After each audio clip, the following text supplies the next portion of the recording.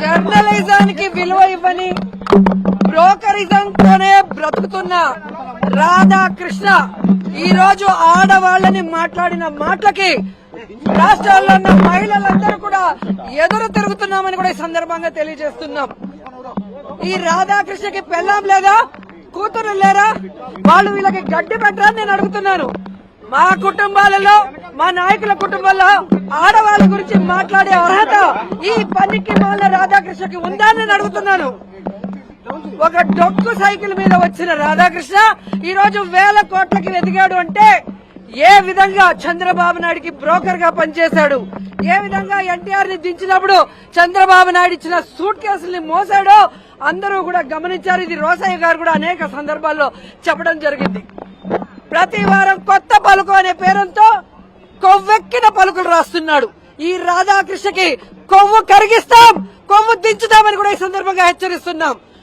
ఈ రోజు చంద్రబాబు నాయుడు అధికారంలో ఉంటే కుల గజ్జితో, అహంకారంతో చంద్రబాబు నాయుడు వేసే అవినీతి బిస్కెట్ల కోసం నువ్వు వైఎస్ఆర్ కాంగ్రెస్ పార్టీ కుటుంబ సభ్యుల్ని, అలాగే నాయకుల కుటుంబ సభ్యుల్ని ఇష్టం వచ్చినట్టు మాట్లాడుతుంటే చూస్తూ ఊరుకున్నారనుకున్నావా?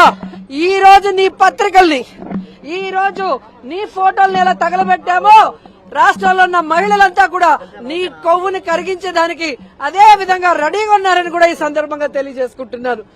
ఈ రోజు రాష్ట్రంలో నువ్వు దోచుకున్న దోపిడీకి, ఈ రోజు నీకు ఇచ్చిన నీ ఆఫీసులకి, అలాగే ఏవైతే చంద్రబాబు నాయుడు ప్రతిసారి అధికారంలో వచ్చిన తర్వాత నీకు కట్టబెడుతున్నాడో వాటిని కాపాడుకోవడం కోసమే చంద్రబాబు నాయుడు రాసిచ్చే రోత రాతల్ని రాయటం, చంద్రబాబు నాయుడు రాసిచ్చే బూతు మాటల్ని రాస్తూ విషపత్రికలాగా విషం చూపుతున్నాం.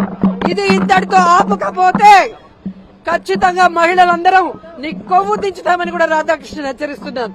రాధాకృష్ణ కూతురికి, చంద్రబాబు నాయుడు భార్య భువనేశ్వరి గారికి, నారా లోకేష్ భార్య, అలాగే ఎవరైతే పవన్ కళ్యాణ్ భార్య, అలాగే మంత్రులు, ఎమ్మెల్యేల భార్యలను హెచ్చరిస్తున్నాం. మీరు మమ్మల్ని తిట్టిస్తే మాకు తిట్టడం చేత కాదనుకుంటున్నారా? మాకు సంస్కారం అడ్డొస్తుంది కాబట్టి, చదువుకున్న వాళ్ళం, విలువలు తెలిసిన వాళ్ళం కాబట్టి ఈ రోజు మేము ఇంతవరకు మీకు హెచ్చరిస్తూ వదిలేశాం. కానీ ఇక మేము మొదలు పెడితే మీరంతా బయటకు కూడా అడుగు పెట్టలేక సిగ్గుతో చచ్చిపోతారని కూడా ఈ సందర్భంగా తెలియజేసుకుంటున్నా.